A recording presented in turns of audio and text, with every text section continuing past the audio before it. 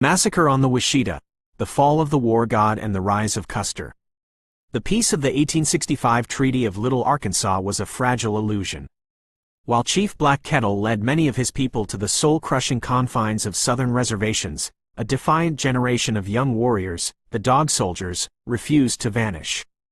Driven by the glorious news of Lakota victories in the north, and fueled by the hunger of a disappearing buffalo range, leaders like Tall Bull and the legendary Roman Nose resolved to fight back against the encroaching white tide. The cycle of violence accelerated when General Winfield Scott Hancock ordered the senseless destruction of a peaceful village, burning 250 tipas and the tribe's entire winter store. In the righteous fury that followed, the plains of Kansas and Texas became a gauntlet of fire. By 1868, despite the offer of a new treaty at Medicine Lodge, the indigenous resistance remained unbroken. In September of that year, the conflict reached a fever pitch at Beecher Island. A specialized unit of American frontiersmen found themselves cornered on a small sandbar, facing hundreds of warriors in a desperate siege.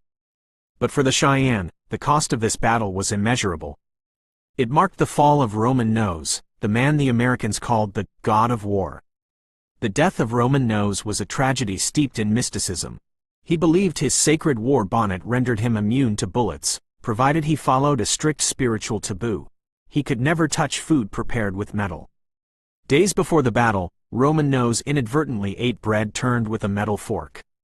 Knowing his protection was gone, but refusing to abandon his people in their hour of need, he rode into the fray and was struck down. To his people, a protector was lost. To the whites, the most dangerous man on the Oregon Trail was finally dead.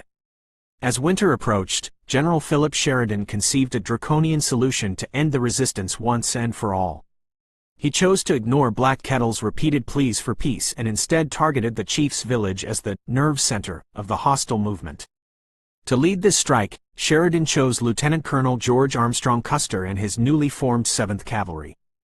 At the darkest hour of a winter dawn on November 27, 1868, Custer descended upon Black Kettle's camp on the Washita River. It was a replay of the treachery seen years earlier at Sand Creek. In the freezing chaos, the village was destroyed. While official reports were shrouded in the fog of war and creative accounting, the reality was a grim ledger of dead women, children, and elders. Black Kettle, the man who had spent his life seeking peace, was killed alongside his wife while trying to cross the river.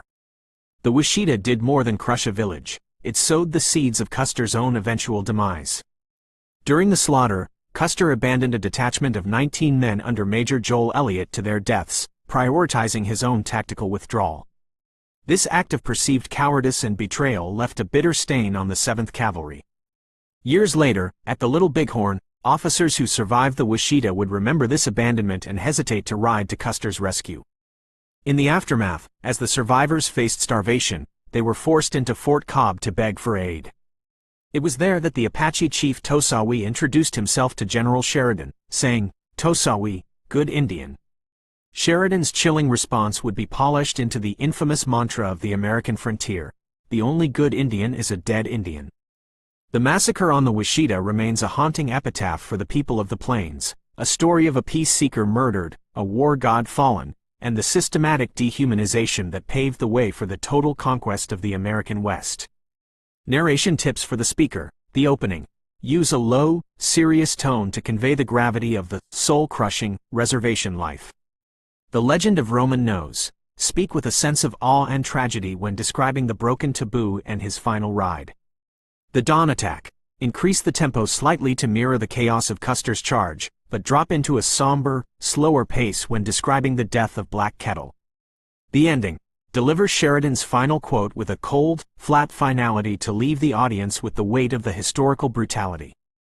Ask a single relevant follow-up question to guide the conversation forward.